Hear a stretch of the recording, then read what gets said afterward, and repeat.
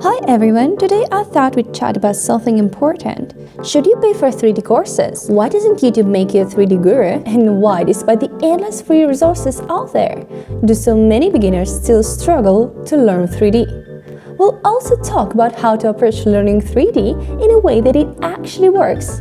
It's Karina with you, and let's begin. Some of these patterns are an absolute nightmare fuel. And this didn't just happen once or twice, it happened to me over and over, probably a million times. I've shared my 3D journey before, lots of failures along the way. To give you the short version, since 2014, teenage me would download Maya, Cinema 4D or 3D Max about once a year, try to mess around with them, and well, things would go horribly wrong. Following YouTube tutorials, everything would seem fine, until suddenly objects disappearing, weird Windows layouts, or tool randomly breaking. Starting from scratch with any software can be overwhelming. I noticed something. When you start learning a 3D software from scratch, you're terrified of pressing the wrong button. You're scared you'll accidentally mess something up so badly that nothing will work anymore. And the real problem was that usual solutions like resetting the layout, the windows in these softwares, or undoing actions just didn't work. Yeah, those things never worked for me. Honestly, some of these buttons felt like traps. I have lost count of how many times this happened. Over the last 12 years or so, I've tried learning a bunch of softwares. I won't list them all here. Instead, I'll just throw their icons on the screen. If you're curious, go ahead and Google them. Some of them I feel comfortable in now, with others I barely scratched the surface and wouldn't remember much if I opened them again. Blender is next on my list. I've already got a plan for how I want to approach learning it.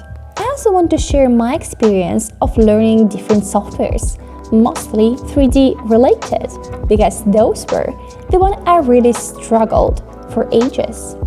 And I'll give you some tips that I think are super important for anyone diving into 3D graphics. Let's start with this. I keep stumbling across videos aimed at 3D beginners where some YouTubers say, "Oh, you just start learning, follow tutorials on YouTube and you'll be fine." Well, that's not gonna get you far, mate. I also want to share my experiences learning 3D softwares and offer some tips that I think are essential for mastering 3D graphics.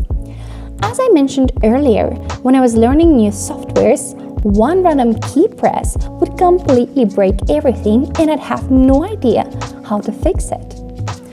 Hours of Googling and searching and scouring ancient forums later, I might find a solution. And if you're a total beginner, sometimes you don't even know how to describe the problem to search for it properly. For example, I recently downloaded Houdini. And oh gosh, even just installing it was a nightmare. There were so many posts on forums from people who couldn't even get the software installed because of random errors. I managed to get it working, but barely. Now imagine throwing a complete beginner into that. Madness. That's a complete madness. Installing Houdini was a complete hell for me. Well, it's not mentioning how many lectures I found on YouTube about procedural modeling of the corridors. Almost nothing on YouTube. And one video on their official website, but for a specific version of Houdini, like about procedural modeling of corridors. Another hell. But for now, Houdini seems super nice, especially if I had tried some simple tasks these days, like completely simple to get started with. And I haven't tried to do that procedural characters that I need yet, but I hope that I will try that later. But thankfully, it's 2025 and things have changed. Back in the day, I'd constantly run into problems with no solution in sight. But now we've got ChatGPT, and it's free, or there is still access to a free version. For now. For now. We'll see how it's gonna be in the future. Even now, working in 3D graphics, I run into thousands of little issues that make it hard to keep going. But thanks to ChatGPT, I've been able to solve, I'd say, 99% of them super quickly. It's honestly an amazing tool that helps you move forward and improve your skills in 3D graphics fast and easy.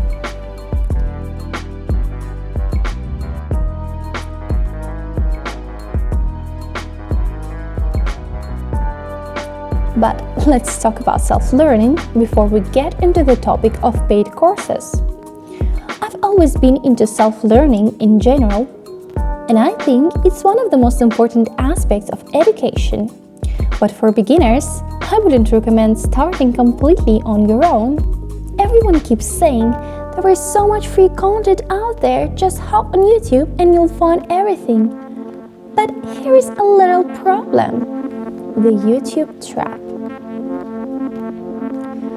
Oh, just follow tutorials on YouTube and it'll be fine. You'll be doing models as I do, the same professional way as I do.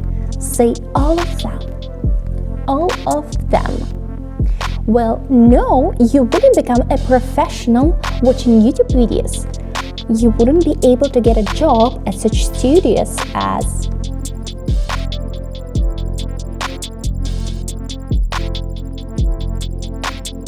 or get invited to work on such projects as Love, Death Robots or Arcane. The only thing YouTube tutorials will give you as a beginner, and that's very important, is the absolute basics: how to navigate the softwares and maybe make some simple models. Yes, YouTube has lots of great courses, but beginners often struggle to pick the right ones from such a huge selection. I'd recommend starting with the free courses on YouTube or another site, just to learn the basics on whatever software you choose, and then move to the proper paid courses. Besides, you can't have a huge channel on computer graphics telling narrowly focused professional topics. There is such a rule: if you want to have a big channel on YouTube, you need as wide an audience on YouTube as possible, among which are often beginners, people who either just like to watch videos about graphics but do not do it, or people who have this as a hobby.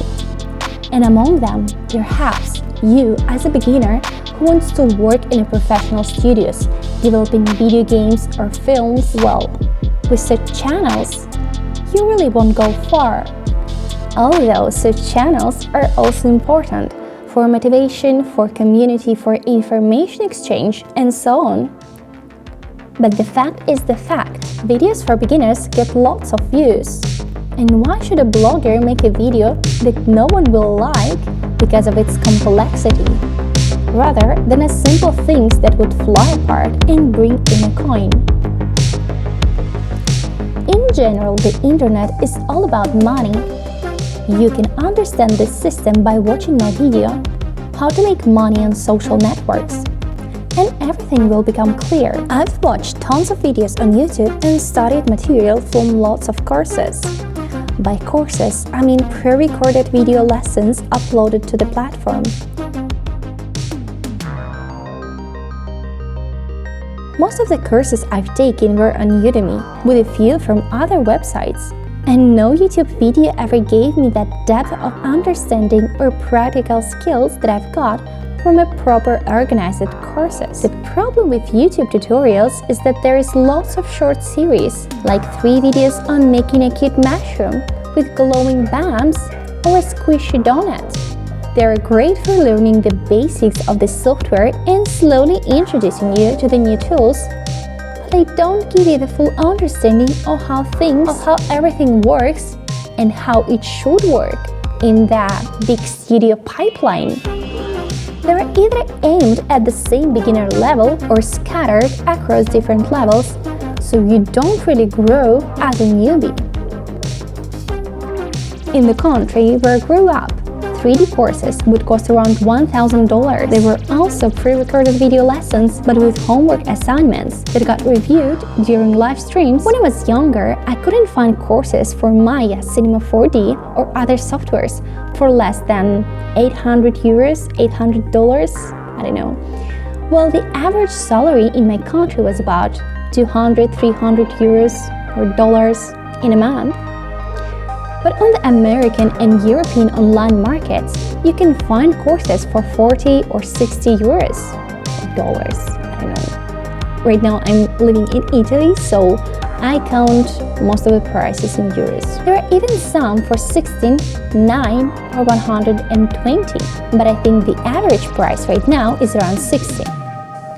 From my own experience, I've tried plenty of these more affordable courses, ranging from $9 to $60 and even $120. And they've all taught me a ton of skills and knowledge that really helped me to grow.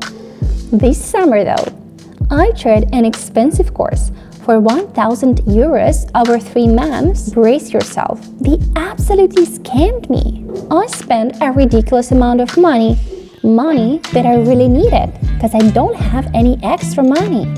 But I've got practically no knowledge from that course. They stretched out basic information, pouring the water in information that I already knew from 1 week, $18 course. A few months before that one were taken. That one claimed as professionals that you take for 3 months and paying enormous amount of money. An absolute scam. So right now I'm not buying any courses from my country because they sell some completely short and beginner-like oriented courses for the cost of 1,000 euros, $1,000. That's weird. No, that's an absolute waste of time and money.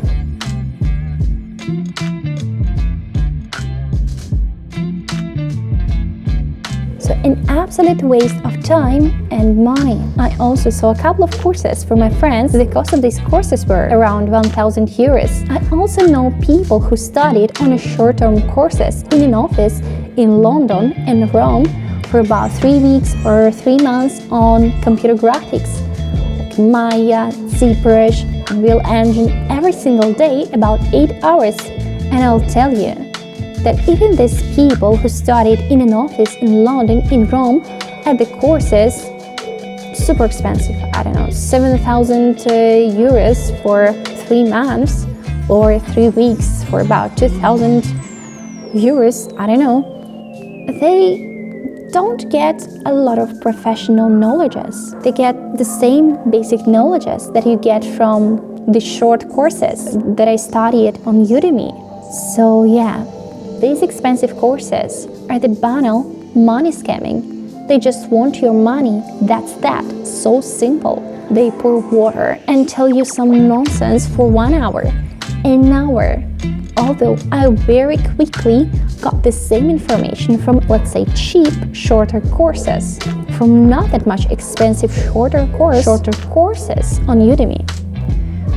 Both expensive online courses and expensive courses at a school or expensive schools, they do not carry such huge knowledge in themselves.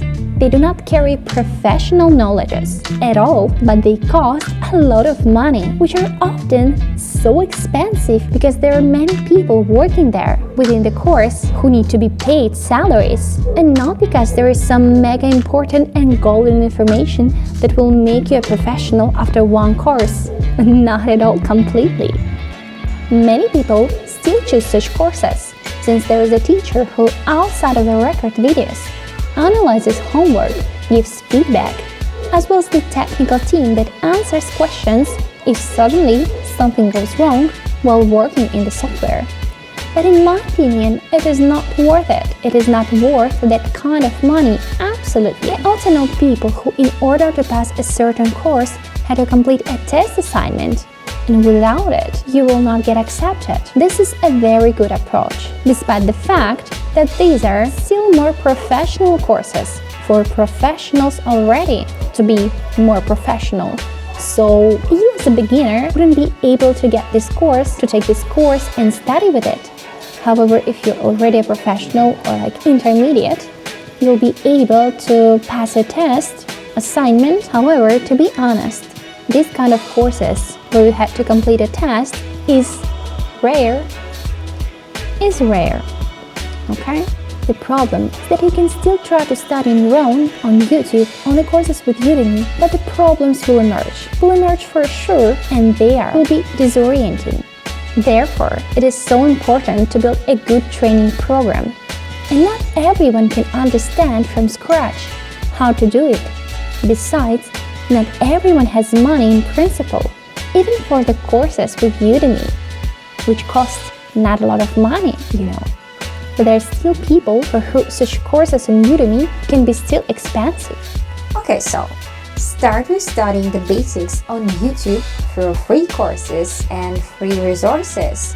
If you encounter problems while learning software, seek information from ChatGPT, forums, YouTube videos, or even comments on YouTube or community groups on Telegram on any other platform. Reach out to people. There are plenty of individuals who will gladly help you, especially if you're studying some software that is popular like Blender or even Maya. Well, for Houdini, it wouldn't be so easy to find information, but still you can find people. Beyond simply following a blogger, after completing short lessons, try to recreate the model, be worked on yourself, experiment with changing the model, add something, modify something, so you can practice and remember the process yourself, not just simply repeat after the tutor, but try to recreate this process yourself without the video. Otherwise, the information will fade quickly. Watch bloggers who discuss working in graphics, listen to podcasts, and study terminology to understand how everything works and is interconnected. This will help you to build a mental framework to understand which direction you want to grow in, what to work on, and which courses to look for. After that, move on, trying affordable courses, such as those on Udemy. Oh, how I wish Udemy would sponsor this video, but this is not an ad. Just advice based on what I use and what genuinely helps me. Be sure to carefully read the course descriptions to see exactly what will be covered. Read typology, hard surface tools, or other specifics. Look for course reviews, explore your options, and compile a learning plan. This will help you to build a mental framework and understand which direction you want to grow in, what to work on, and which courses to look for. I'm currently learning Zbrush, for example. I will talk about my love and hate for this software in another video sometime. It's been a tough journey. I reached out to everyone I could ask for help because at the beginning, absolutely nothing worked. The problem was with both the software and my skills, it was a real nightmare. But now I've overcome that and I have a new perspective. I feel a lot comfortable with Zbrush. As you see for this video, by the way, 5 courses on Zbrush on Udemy, 2 semesters at the university with a professor that I could ask dozens of questions, soon to be 3 by the way. I also call him a mentor. 2 friends that I was asking for help at the very beginning. 2 friends I was asking for help at the very beginning. Constant problem solving with my partner ChatGPT. Dozens of hours of Zbrush speed-up sculpting videos on YouTube that I wasn't repeating, I was just watching to understand what tools they were using, and that helped me a lot to build this perspective of how I should work in Zbrush. And continuous questions to everyone, to my 2 friends, my teacher/mentor. It was tough at the beginning, and probably only a few months ago I started to feel more or less comfortable. It took me 1 year, or maybe 1.5 years, to start feeling myself comfortable with this software, Zbrush. Here are a couple of projects I'm working on right now. If you're still facing any issues that you cannot find a way to overcome, find a mentor. Well, I'm sorry, I know how it sounds, but that's the only solution. You don't have to work with them every time. A couple of times a week. Just agree to have sessions when something goes wrong, how to solve some problems, and you cannot overcome these problems. Well, that's because you need a mentor. It could be once every 3 months, or once every 6 months, or once a week. Just depends on your necessity. It depends on what you need. I worked with an online mentor at the very beginning of learning graphics, and it helped me to boost my skills immensely.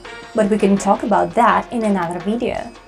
Also, now I'm studying at the university where we have teachers who answers questions and can help in most cases. Maybe not every single time, it just depends on professor, but most of the times I can kind of search for solutions of the problems that I face with software, because we study Unreal Engine, we studied Zbrush, a little bit of Maya as well. I'd probably only call one person a mentor out of all the teachers or professors that we had at the university, because he's really pushing us to work professionally and professionally correct, to be able to find work in studios, not just some basics, but like this professional pipeline, how things work in studios, anatomy, advices, and so on. And I really appreciate what he did for us. One of the most important things I would like to say is that you must do short exercises. These help you to learn new tools, improve, and most importantly, finish your work. These tasks are often just repetitions of what a blogger or instructor or teacher does, but they provide you a very important structure without which you won't get far.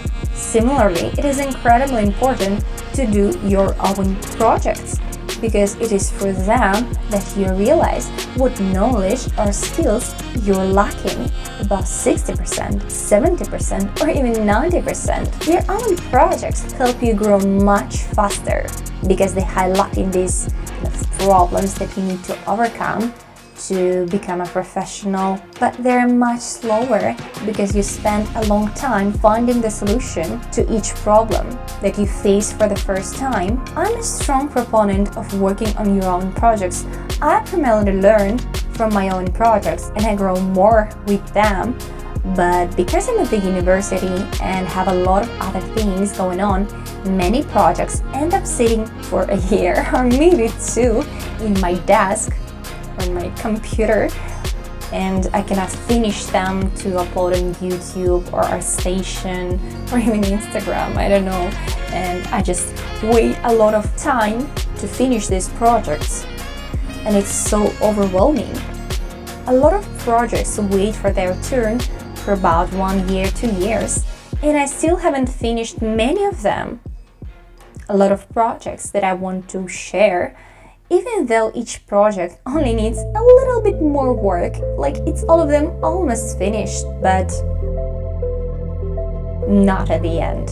There is simply not enough time, but those short exercises help me to continue grow and finish the projects, which is an important skill by the way. But recently I realized that doing short assignments really help you grow, and they must be done, short assignments. Just a couple of hours and a couple of days, and don't linger on these short projects because they won't go into your portfolio. They're only useful for skill development. For example, create a pumpkin or a stylized goblin hand. It takes about 2 to 4 hours, depends on your skills. Or, for example, recently I was making a bird's rig.